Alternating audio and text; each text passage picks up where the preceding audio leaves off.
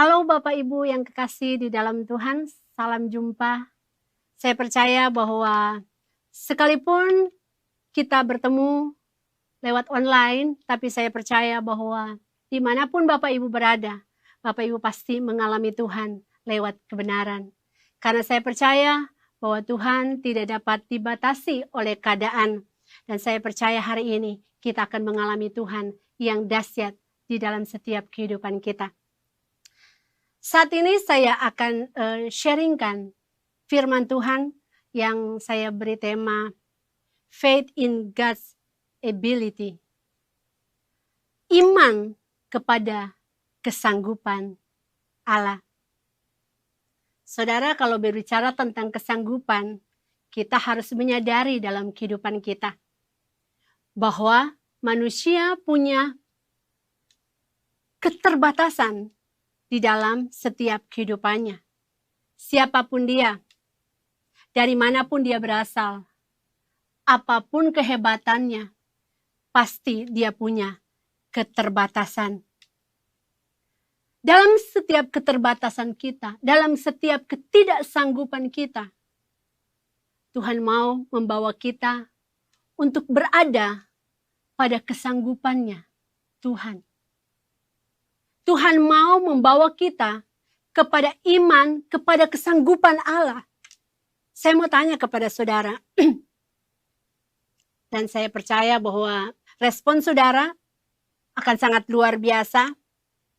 Apakah saudara mau masuk pada kesanggupan Allah? Wow, saya melihat bahwa responnya itu mau. Luar biasa. Tapi pertanyaan saya adalah begini. Bagaimana respon kita saat Tuhan ajak kita untuk masuk kepada kesanggupan ilahinya? Yang penuh dengan keajaiban dan penuh dengan hal-hal yang mustahil. Tetapi bertentangan dengan fakta yang kita pikirkan dan inginkan. Apakah saudara masih mau? Saudara, kesanggupan Allah, kemampuan Allah yang luar biasa.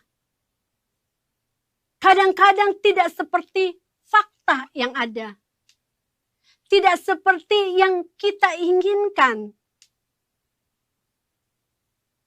Di dalam Yohanes pasalnya yang ke-6, ayat 1 sampai ayatnya yang ke-15, kita akan baca bersama-sama ayat ini.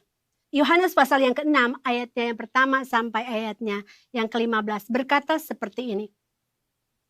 Yesus memberi makan 5.000 orang. Sesudah itu Yesus berangkat ke seberang danau Galilea, yaitu danau Tiberias. Banyak orang berbondong-bondong mengikuti dia karena mereka melihat mujizat-mujizat penyembuhan yang diadakannya terhadap orang-orang sakit. Dan Yesus naik ke atas gunung dan duduk di situ dengan murid-muridnya. Dan pasca hari raya orang Yahudi sudah dekat ketika Yesus memandang sekelilingnya dan melihat bahwa orang banyak berbondong-bondong datang kepadanya, berkatalah ia kepada Filipus, "Di manakah kita akan membeli roti supaya mereka ini dapat makan?" Ayat 6, perhatikan. Hal itu dikatakannya untuk mencobai dia, sebab ia sendiri tahu apa yang hendak ia lakukan.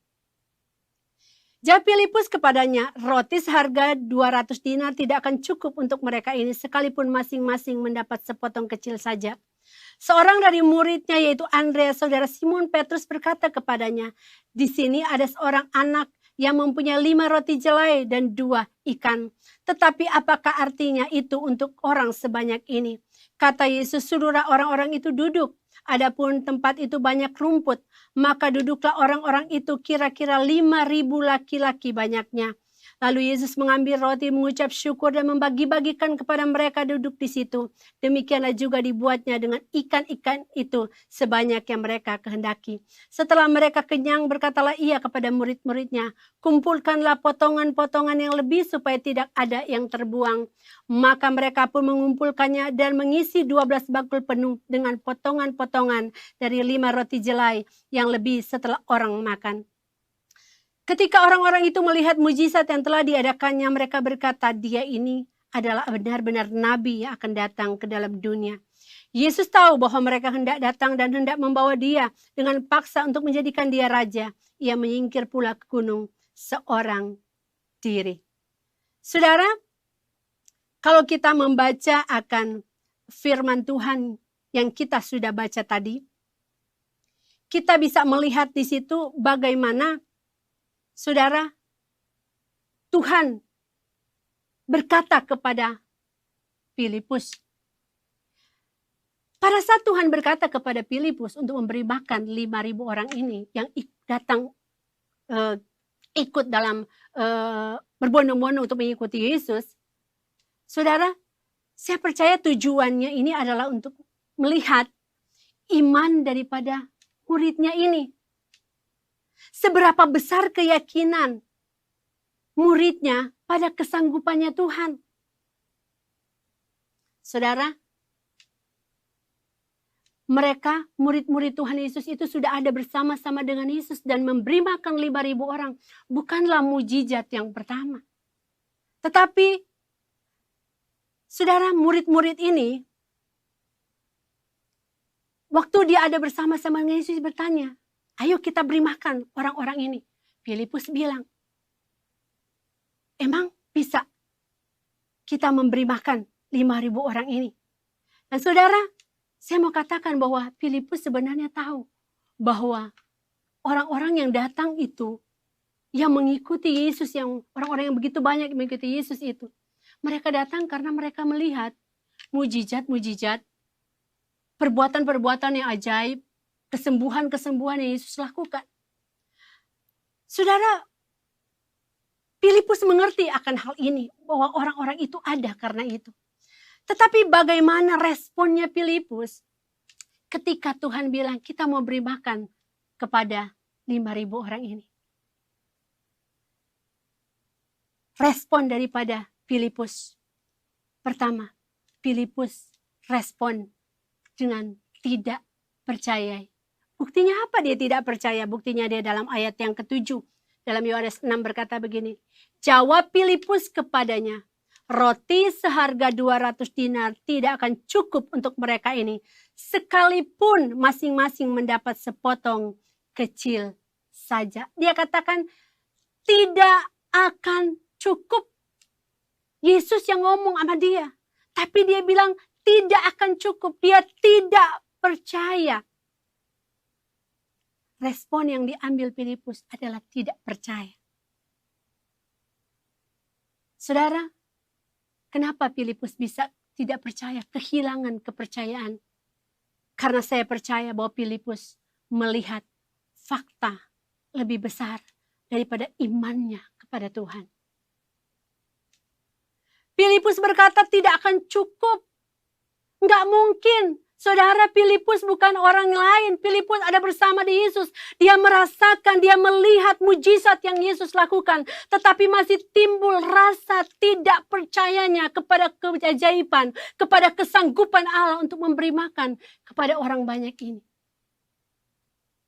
Bukankah itu yang bisa terjadi juga di dalam kehidupan kita? Sudah berapa lama kita mengikuti Tuhan?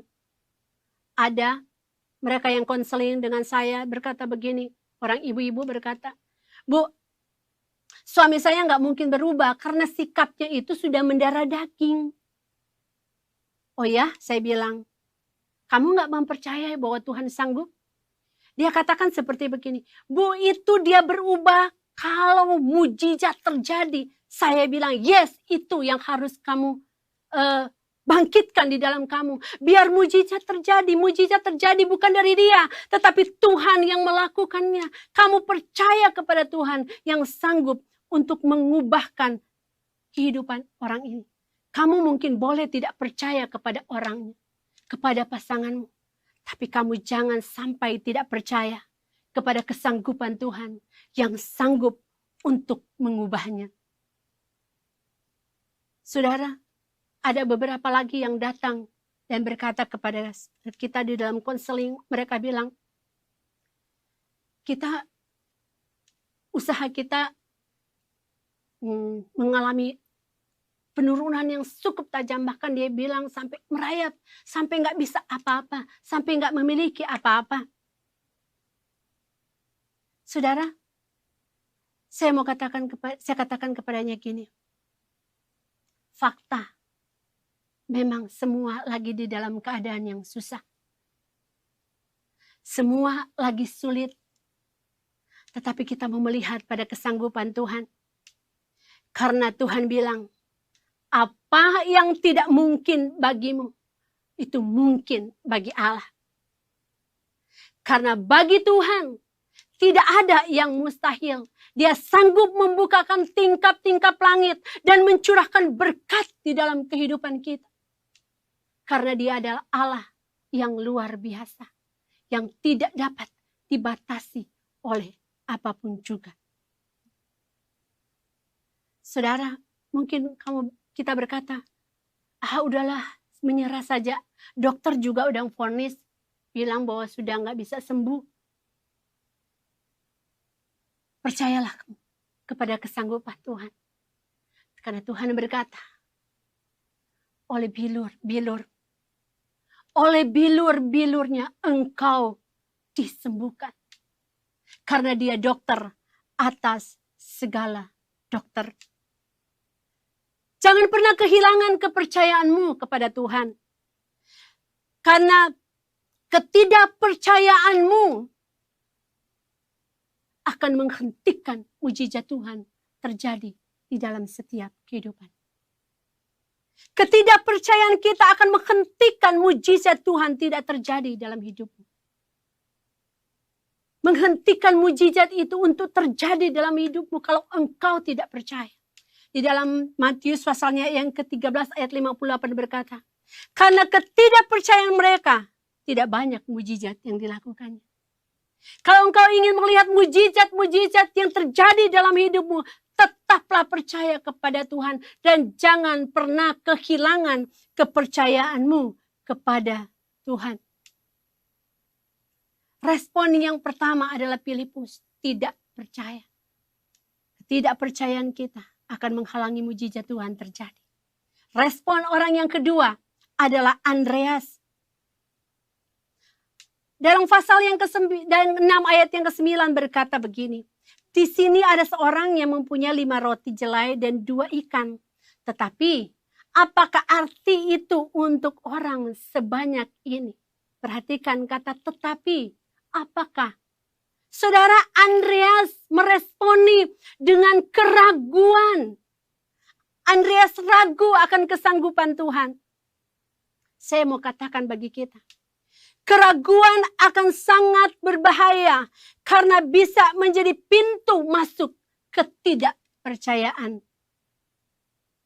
Karena keraguan adalah awal ketidakpercayaan. Keraguan itu akan sangat berbahaya. Kenapa? Saudara, saya memberikan contoh waktu saya naik sepeda. Waktu saya lagi ngegoes-goesnya, tiba-tiba saya bertemu dengan beberapa segelombol orang. Dan saya pada saat itu saya ragu apakah saya akan lurus ataukah saya akan berhenti. Pada saat saya ragu seberapa detik pun saya jatuh. Saya jatuh dan akibatnya kaki saya luka. Dan luka di kaki saya itu membuat saya hampir tidak bisa jalan. Saya mau bangun pagi bahkan tidur pun saya merasa kaki saya begitu nyeri, saudara. Dan saudara, akibat dari apa? Dari keraguan itu. Karena saya ragu, saya jatuh, akhirnya saya jatuh, saya luka dan akhirnya saya mengalami akan hal ini. Dan saya, saudara, waktu itu suami saya sempat bilang bahwa mestinya kamu jangan ragu. Kamu jalan aja terus.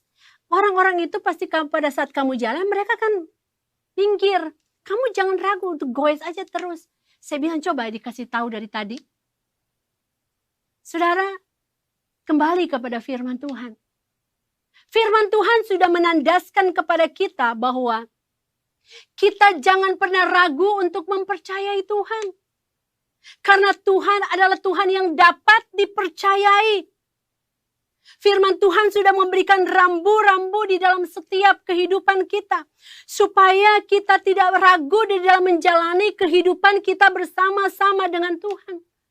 Karena pada saat kita ragu, iblis menarik kita jatuh binasa. Dan kita tidak memperoleh apa-apa dalam hidup kita. Saudara, jangan pernah ragukan Tuhan di dalam kehidupan.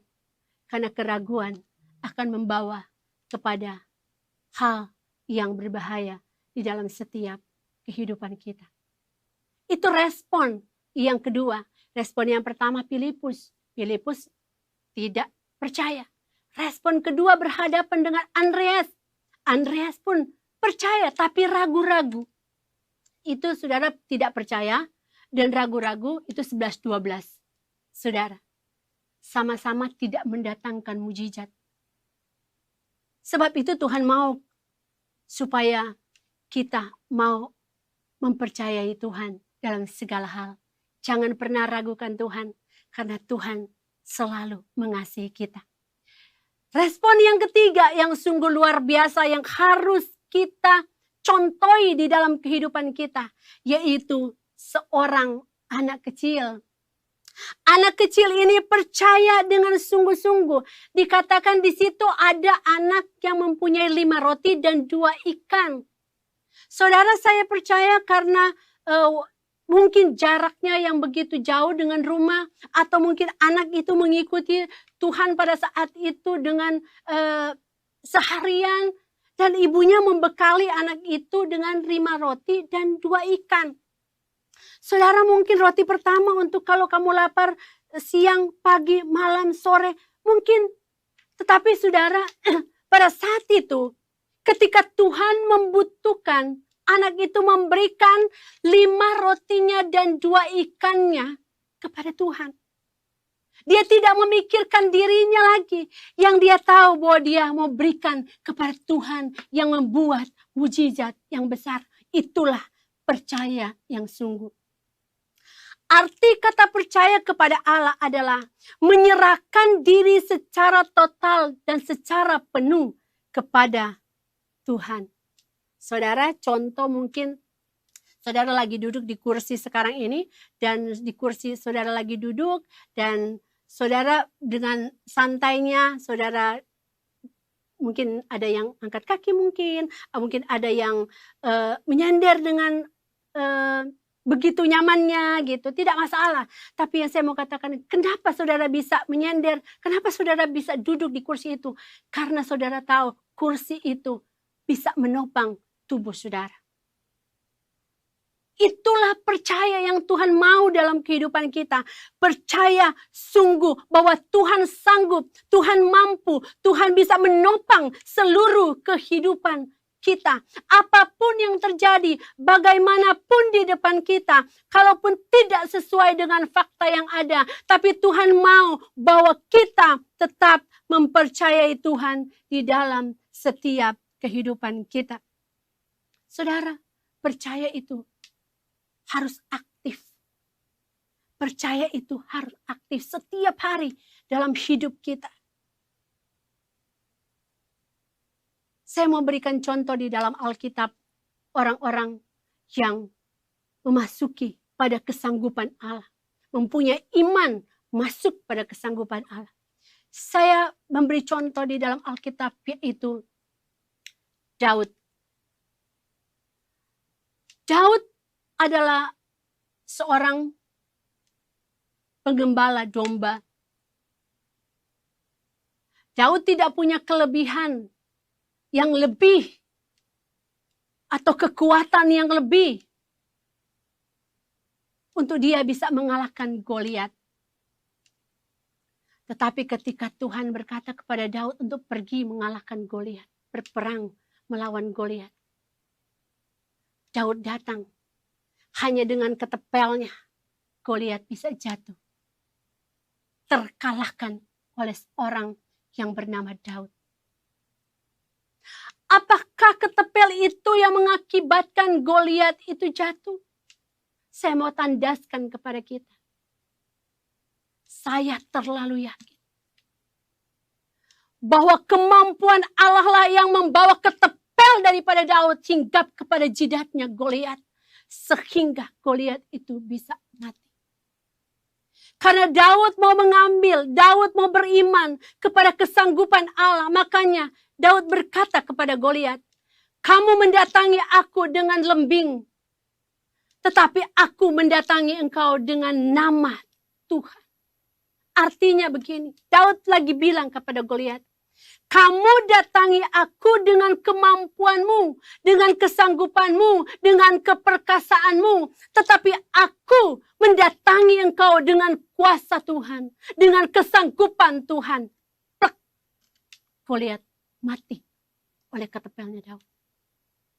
Saudara, hal yang sangat kecil, tetapi bisa merobohkan musuh daripada bangsa Israel.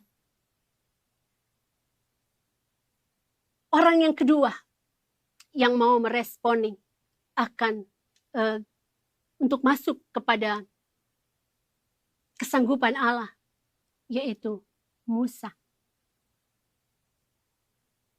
Musa, dia membawa bangsa Israel keluar dari Mesir dengan tongkat di tangannya. Sesuatu yang kecil apabila diserahkan kepada Tuhan akan sangat luar biasa. Saya percaya sekalipun Musa dikatakan oleh pangeran, seorang pangeran, tapi saya percaya untuk memimpin bangsa Israel yang begitu banyak, Musa tidak akan mungkin bisa kalau bukan karena kekuatan Allah. Tuhan bilang, "Musa, kamu akan bawa bangsa ini keluar daripada tanah Mesir." Dan Musa tahu bahwa dia pribadi, kalau secara pribadi dia tidak bisa, dia tidak sanggup. Tetapi dia mau datang, dia mau berkata, "Tuhan, aku mau," karena Tuhan yang menyuruh. Karena ketika Tuhan menyuruh, Tuhan memberikan kepadanya kesanggupan. Dan Musa bisa membawa bangsa Israel keluar dari tanah Mesir. Dengan kesanggupannya Tuhan. Saudara, dua contoh ini luar biasa. Dan mungkin saudara bertanya dan berkata, kalau begitu, ibu yang lagi, pastor yang lagi, atau ibu yang lagi ngomong itu pernah nggak masuk punya iman pada kesanggupan Allah? Saya mau katakan, iya. Sebuah kesaksian waktu bulan Juli pada tahun 2001, di mana waktu itu COVID lagi begitu menelan banyak korban, menelan banyak orang, jiwa meninggal pada waktu itu. Dan saudara, di sana sini sirene bunyi, sana sini kita bisa dengar hampir setiap hari. Dan setiap hari kita bisa dengar berita duka. Setiap mungkin bahkan bukan setiap hari, bisa jam kita bisa dengar ada yang meninggal, ini yang meninggal. Bahkan pada saat-saat itu ada teman kita meninggal, orang yang kita kasihi, orang yang dekat dengan kita pergi. Saudara, pada saat-saat itu sangatlah mencekam buat saya. Kalau saya pikirkan saat ini. Pada saat itu saya di rumah, karena dulu di rumah tidak kemana-mana. Dan pada awal bulan Juli itu, tiba-tiba pada saat pertemuan Zoom FCL Gathering, pada saat itu ada pertemuan dan saya mengikuti, tiba-tiba badan saya nggak enak. Saya mulai meriang, saya bilang, "Coba tolong gosokin dulu minyak." Saya mungkin masuk angin dan sebagainya. Dan akhirnya digosok pun tidak hilang-hilang. Dan pada saat itu karena jam 9 selesai pertemuan FCL itu, saya ada doa bersama. Dan pada saat itu saya bilang jam 9 kita akan doa. Dan saya merasa bahwa saya udah gak enak badan, tapi saya bilang enggak, kita akan tetap berdoa. Kita selesai berdoa, kita berdoa bersama. Saya mulai rasa gak enak, saya bilang sama suami saya, "Mungkin kamu jangan di sini." Jadi kita sudah menjaga diri. Dan pada saat itu saya di rumah ada antigen, dan pada saat itu saya di kamar sendiri, saya coba tes. Saya colok sendiri, saya lihat, wih, tiba-tiba tunggu berapa menit, 2 garisnya. Saya pikir bahwa swab akan lebih baik untuk memperjelas benar nggak saya COVID. Karena saya merasa bahwa saya di rumah jadi satpam. Saya harus begini loh, harus yang datang, yang ini, yang kamu nggak boleh keluar, yang ini harus disemprot, yang ini. Nah, saya menjaga sedemikian rupa. Karena saya pikir mungkin saya bukan kena COVID. Dan akhirnya diswab lah saya dan suami. Dan pada saat itu hasilnya saya positif dan suami saya negatif. Dan pada saat itu saya isolasi mandiri. Hari pertama, hari kedua, hari ketiga, hari keempat, hari kelima. Dan suami saya akhirnya berinisiatif untuk PCR kembali, dia bersama anak-anak. Dan hari ke-6 saya mulai drop. Ketika anak-anak dibilang, saya tanya hasilnya, hasil swab hasilnya apa? Dan suami saya bilang, puji Tuhan. Saya pikir negatif. Dia bilang, puji Tuhan. Iya, puji Tuhan apa? Saya tanya seperti itu. Puji Tuhan, kita semua positif. Suami saya seperti itu bilangnya. Dan saudara, di kamar saya langsung lemes. Saya duduk di kamar. Saya udah gak bisa ngangkat badan lagi. Saya udah diam. Suami saya bilang, ketok-ketok. Kamu kenapa bersuara? Akhirnya dia dengar sudah tidak ada suara, dia buka cepat-cepat pintunya. Dia bilang, udah kita sama-sama udah positif, gak apa-apa, buka aja kamarnya. Dan saudara, mulai saat itu saya bilang saya mau pulang ke rumah. Saya mau ada bersama-sama dengan keluarga. Akan lebih nyaman dan lebih aman dan lebih buat saya merasa lebih tenang. Pada saat itu saya mulai merasa agak turun pertahanan saya. Dan pada saat hari berikutnya, saya mulai drop lagi. Berikutnya mulai drop, saya udah gak bisa makan. Kalau makan saya merasa muntah. Kalau tidur saya seperti mabuk, seperti muter. Saya bingung saya mau gimanain tubuh saya. Bahkan ketika ada dokter yang menangani saya, dia bilang, saya juga gak tahu mau bikin bagaimana lagi, katanya saya. Dan saudara, pada saat itu saya cuma berdoa. Saya bilang, Tuhan tolong saya. Bahkan saya sempat saudara bilang, Tuhan, saya itu menyerahkan diri buat Tuhan, melayani Tuhan. Sejak saya umur 8 tahun, saya kehilangan masa anak-anak saya. Tuhan tolong, suami saya bilang, jangan ngomong seperti itu. Bersyukur saja. Saudara, pada saat itu saya mulai berkata, Tuhan, saya tahu bahwa Tuhan sanggup. Pada saat saya tidak bisa berbuat apa-apa. Saya tidak bisa melakukan apa-apa. Saya tidak makan, saya merasa pusing dan sebagainya. Saya tidak mau ngomong kepada siapapun. Bahkan handphone saya diambil sama suami saya, nggak boleh lagi lihat-lihat handphone. Dan pada saat itu memang saya sudah tidak bisa ada gairah untuk apapun juga. Saya cuma putar lagu yang bisa membangkitkan, lagu yang up gitu, yang bisa membangkitkan iman, semangat saya. Tapi saya drop benar-benar, saya tidak tahu harus buat apa. Saya pikir pada saat itu saya akan masuk pada golongan yang ketiga. Kan golongan yang pertama orang-orang yang kena COVID. Golongan yang kedua adalah orang-orang yang sembuh. Golongan yang ketiga adalah orang-orang yang meninggal. Dan saya pikir bahwa saya pun akan masuk golongan ketiga itu. Saya cuma bilang, Tuhan tolong. Tuhan tolong. Yang ada di pikiran saya orang-orang yang sudah pergi. Yang ada di pemikiran saya, yang seperti saya lihat orang-orang yang pakai APD semua. Cuma itu yang bisa ada bermain di penglihatan saya pada saat itu. Tapi pada saat hari Minggu, di hari keempat di mana saya drop, saya cuma minta Tuhan, saya cuma butuh kekuatan Tuhan. Dengan air mata saya bilang saya butuh kekuatan Tuhan. Pada saat itu pagi-pagi saya buka untuk ibadah. Dan di situ saya diteguhkan dengan pernyataan bahwa mintalah Roh Kudus memetraikan kebenaran yang kita percayai. Maka Tuhan akan menyempurnakan itu melalui kuasa Roh Kudus. Pada saat saya dengar itu, Saya datang sama Tuhan, saya bilang, Tuhan, saya tidak punya kekuatan apa-apa. Saya tahu saya punya kekuatan, yaitu Engkau. Saya punya kekuatan, yaitu Engkau. Roh Kudus, bantu saya. Kuatkan saya.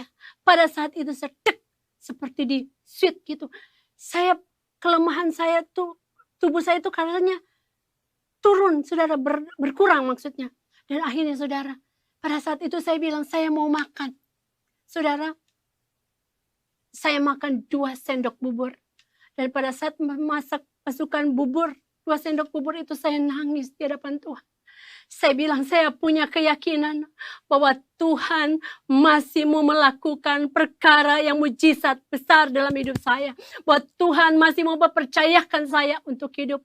2 sendok bubur bisa masuk ke dalam tubuh saya. Dan lebih daripada itu, saudara, saya mulai merasakan ada pemulihan. Saya mulai merasakan ada pemulihan. Saya mulai bisa makan sedikit demi sedikit. Dan akhirnya, saya melihat kesembuhan yang Tuhan berikan. Benar apa yang firman Tuhan katakan. Apabila kita berseru kepada Tuhan, kita percaya, beriman kepada kesanggupan Allah, Dia yang akan menyembuhkan kita dari segala penyakit kita. Dia yang akan memulihkan segala keadaan kita. Mungkin kita berkata, ya, Ibu ngalamin seperti itu, Pastor ngalamin kayak gitu. Itu penyakit. Tapi bagaimana kalau keuangan? Saya mau saksikan, saudara, pada saat awal-awal daripada kita mulai on-site di gereja. Pada saat itu, Pastor Juan membawakan tentang bagaimana bisa menikmati Tuhan yang tidak biasa. Gitu, saudara, pada saat itu Pastor Juan sempat menantang bahwa mau nggak kita mengalami Tuhan yang tidak biasa. Pada saat itu saya bangkit, pada saat itu saya punya kebutuhan. Dan saya sudah hitung begini-gini. Dan saya bilang, waduh, ini nggak cukup, nggak ada. Saya mau ambil dari mana hari-hari begini, nggak mungkin saya gini. Saya sudah, saya nggak ada ini. Tapi pada saat itu, saudara, di saat saya mulai merasa bahwa, waduh, ini nggak mungkin ada, nggak mungkin dapat. Tuhan ingatkan saya pada kemampuan Tuhan. Pada saat Pastor Juan nantang, siapa yang mau mengalami Tuhan yang tidak biasa. Pada saat itu saya berdiri, pada waktu itu kan suami saya lagi pergi ke Palangkaraya. Saya berdiri dan saya katakan, Tuhan, saya mau mengalami Tuhan yang tidak biasa. Tuhan, saya mengalami Tuhan yang luar biasa hebatnya dalam soal keuangan saya. Saudara percaya atau tidak, hari itu, saudara, ada orang memberikan bingkisan kepada saya. Bingkisan itu ada di kotak yang sangat besar. Bukan kotak kecil, kotak yang sangat besar. Dan kotak itu, saudara, saya pikir itu biasa kalau itu kan kue. Saya, ini kue gitu ya. Saya taruh pada saat saya sampai di rumah, saya taruh. Cuma adalah waktu ingin penasaran juga, akhirnya saya bilang, mau lihat ini apa ya? Gitu. Jadi saya bukalah kotak itu. Ditulis Merry Christmas. Saudara. Dan di situ ada sejumlah uang yang menurut saya cukup besar. Dan ada tulisan, ada kata-kata di situ berkata seperti gini. Bahwa mereka hanya menuruti apa yang Tuhan suruh untuk mereka lakukan. Di situ saya melihat akan hal itu, kenyataan itu. Fakta yang ada, saya bilang baru tadi saya berdiri sama Tuhan. Saya bilang, Tuhanku sanggup mencukupi segala kebutuhanku. Dan saudara, pada saat itu pula saya menerimanya. Saudara, bagi saya itu bukan jumlah yang kecil. Itu jumlah yang besar, saudara. Makanya waktu anak-anak lihat, wah mah, benar, mereka hampir juga tidak percaya. Tapi saya bilang, itulah Tuhan yang luar biasa. Tuhan yang sanggup, Tuhan yang ajaib, Tuhan yang melakukan hal yang tidak pernah kita bayangkan sebelumnya. Karena Dia, Tuhan, adalah Tuhan yang berkuasa atas seluruhnya. Tuhan yang berkuasa atas apa yang terjadi. Tuhan yang berkuasa atas segala keadaan dan situasi. Dia Tuhan yang ajaib, yang ada bersama saudara juga saat ini. Kalau mujizat itu bisa terjadi dalam kehidupan saya, kepada tokoh-tokoh Alkitab sebelumnya, saya percaya saat ini juga, saudara, mujizat itu, kesanggupan Allah yang luar biasa itu, akan terjadi di dalam setiap kehidupan kita. Bahkan di dalam kehidupan pribadi kita, di dalam kehidupan rumah tangga kita, di dalam kehidupan usaha, di dalam bisnis kita, kita akan melihat Tuhan bekerja dengan tidak biasa. Karena Dia adalah Allah yang sanggup. Bangkitkan imanmu kepada Tuhan dan tetaplah percaya bahwa Dia adalah Tuhan yang sanggup melakukan hal yang luar biasa. Saudara, beriman kepada kesanggupan Allah adalah percaya kepada Tuhan dengan sungguh-sungguh. Sekalipun fakta tidak sesuai dengan apa yang kita inginkan. Sekalipun fakta tidak sesuai dengan kenyataan yang kita hadapi. Tetaplah percaya. Buktikan bahwa iman kita kepada kesanggupan Allah bukan hanya terjadi di atas kertas, tetapi dalam lapangan kehidupan iman kita tetap bangkit untuk terus mempercayai Tuhan. Kalau kita belum melihat jawaban, solusi dari apa yang kita harapkan dan apa yang kita gumuli itu belum terjawab, belum terjadi. Tetaplah percaya. Karena bagian kita, dengarkan baik-baik, bagian kita adalah percaya kepada Tuhan.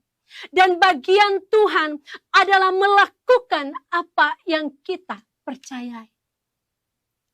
Saat ini katakan kepada anak-anakmu, kepada pasanganmu, apapun yang sedang terjadi di dalam kehidupan saudara. Apapun yang saudara hadapi yang mustahil mungkin bagimu hari ini.